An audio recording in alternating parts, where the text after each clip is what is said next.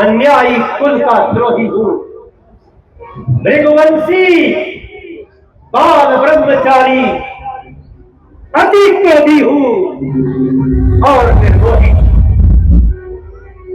मेरे इस लहू अन्याय का विरोध हर मनुष्य को करना चाहिए। अत्याचार का विरोध हर प्राणी को करना चाहिए। यही परशुराम भगवान का संदेश है। भगवान परशुराम भगवान के एक अवतार हैं। जैसे राम, कृष्ण, वामन अवतार, वाराह अवतार,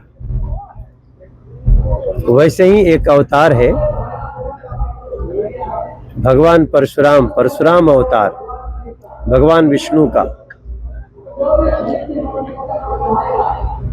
परशुराम भगवान के चरित्र को कुछ लोगों ने जानबूझकर सनातनियों को, हिंदुओं को कमजोर करने के लिए कुछ साजिशें रची हैं। जैसे ये कहा गया कि परशुराम क्षत्रिय कुल के द्रोही थे,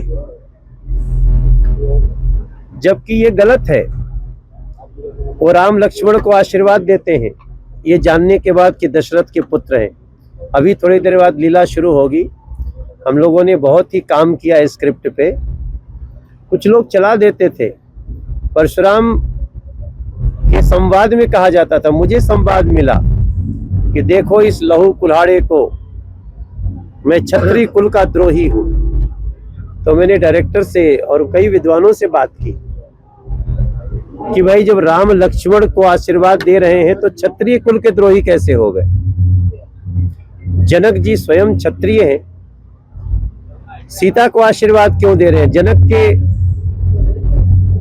घर में धनुष पड़ा है जो टूटा है, तो उनको गुस्सा क्यों आया? तो जनक को रक्षक मानते हैं। तो इसलिए मैं जब परशुराम का रोल कर रहा हूं तो मैंने छोटी छोटी साजिशें जो हुई उस पे हमने काम किया है और उसको हटाया है कि मैं अत्याचारी कुल का द्रोही हूं। मैं सहस्त्रबाहु का शत्रु हूं। और रामचरितमानस में स्पष्ट लिखा गया है कि सुनहु राम जहि शिव धनु तोरा, सहस बाहु समसो रिपु मोरा। फिर उसके बाद भी अगर कुछ लोग इस तरह के, मैं तो थ्रू मीडिया आज देश के प्रत्येक रामलीला करने वालों से बोलूंगा कि आपके परशुराम के संवाद में जो ये क्षत्रिय कुल का द्रोही हूं और क्षत्रियों को 21 बार धरती से हटा दिया है, ऐसा संवाद हटा दीजिए। क्योंकि आप क्यों नहीं देख रहे हैं कि उनके सामने राम है, वो क्षत्रिय वंश से हैं, वो दशरथ जी के पुत्र हैं, विश्वामित्र जी परिचय कराते हैं, उसके बाद भी इस तरह की बात आप रामलीला से कैसे कहलवा सकते हो? My daughter is very spiritual. वो अभी अभी हिरण्यकश्यप का फिल्म देख के आई है, नरसिंहा, और ये हमें दिन भर में 4 बार कहती है कि पापा मुझे प्रहलाद बनना है। लेकिन मैं बोलता हूँ लेकिन मैं हिरण्यकश्यप नहीं हूँ। तो हम बच्चों को ये शिक्षा दे रहे हैं क्योंकि राम जो चरित्र है वो धार्मिक नहीं है, राम एक सामाजिक चरित्र है। राम ने सबरी के घर जाकर, जिनको लोग उस समय में कहते थे छू नहीं सकते, उनके हाथ से जूठा बेर खाते हैं। राम केवट को गले लगाते हैं। राम भरत जब वन में आते हैं तो वन देवी से कहते हैं कि वन देवी अपने कांटों को फूल बना दो, क्योंकि भरत को पता चलेगा कि मैं इन कांटों से जा रहा हूं तो बड़ा परेशान होगा। वो राम जो अंत समय में भी रावण को कहते हैं जाओ अंगद एक बार फिर समझा के आओ, शायद वो समझ जाए, रक्तपात से अंतिम तक बचना चाहते हैं। तो ये सारी चीजें मैं समझता हूं, मैं अपनी बिटिया को बहुत अच्छे से बताता हूं, और मेरी बेटी यहाँ खड़े हो जाओ।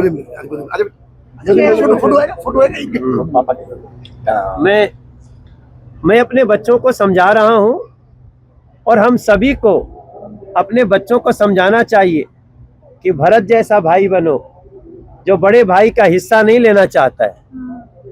तो ये बहुत बड़ी बड़ी बात है और मैं राम लीला को सभी को देखने के लिए प्रार्थना करूँ।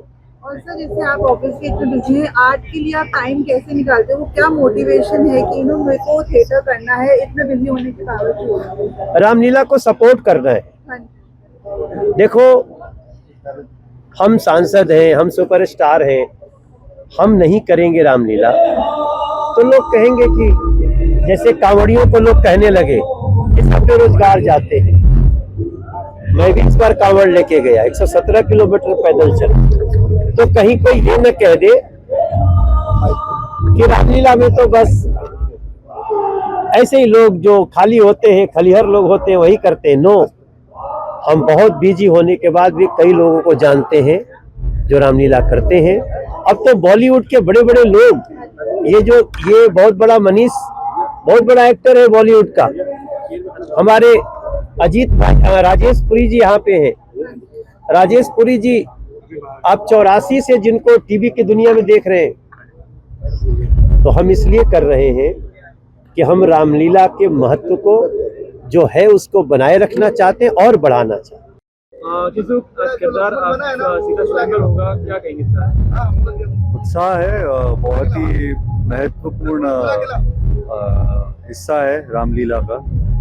शिव धनुष टूटना, परशुराम जी आना और स्वयंवर जो है सीता स्वयंवर। निकलकर आप आए स्टेज पर, कल से आपका चल रहा किरदार, कितना चेंजिंग आई है? बहुत मजा आ रहा है, बहुत ही नया अनुभव है ये और कोशिश कर रहे हैं कि आपको मैं राम जी के किरदार में पसंद आऊं। जी आज खास यहाँ पर इसीलिए आई क्योंकि मैया सीता का स्वयंवर भी देखने को मिला और अपने बड़े भाई मनोज तिवारी जी को इतना सुगढ़ और इतना ज्यादा अच्छा अभिनय भगवान परशुराम की भूमिका निभाते हुए उन्होंने अपने, वो अच्छे एक्टर तो है ही, इतने अच्छा उम्दा कलाकार है, उन्होंने एकदम जीवंत कर दिया है। और मैं यहाँ आए सभी श्रद्धालुओं को और लव कुश कमेटी को, रामलीला की कमेटी को बहुत बहुत अभिनंदन करती हूँ, अपनी शुभकामनाएं। दिल्ली सरकार ने तोहफा दिया है कि जो 10 बजे तक लाउड स्पीकर थे अब वो 12 बजे तक चलेंगे, क्योंकि 9 बजे रामलीला चालू होती थी, क्योंकि दिक्कत होती थी। जी बिल्कुल, और इसके लिए मैं बहुत आभार व्यक्त करती हूँ आदरणीय मुख्यमंत्री रेखा गुप्ता जी का। उन्होंने बहुत ही संवेदनशील फैसला लिया है, क्योंकि आप भी जानते हैं कि 10 बजे के बाद लाउड स्पीकर बंद नहीं होते थे, लेकिन हाँ कुछ लोगों के ब्लैकमेल का साधन जरूर बन जाता था। सनातन संस्कृति शाश्वत है, सतत है, निरंतर है और मुझे लगता है कि एक बहुत बड़ी भेंट रेखा गुप्ता माननीय मुख्यमंत्री जी ने दी है हमारी सभी रामलीला कमेटियों को, क्योंकि वो सनातन संस्कृति के संस्कार अगली जनरेशन को पास ऑन करने का एक काम करती हैं और मुझे लगता है इससे बहुत ज्यादा सुविधा होगी सभी रामलीलाओं को।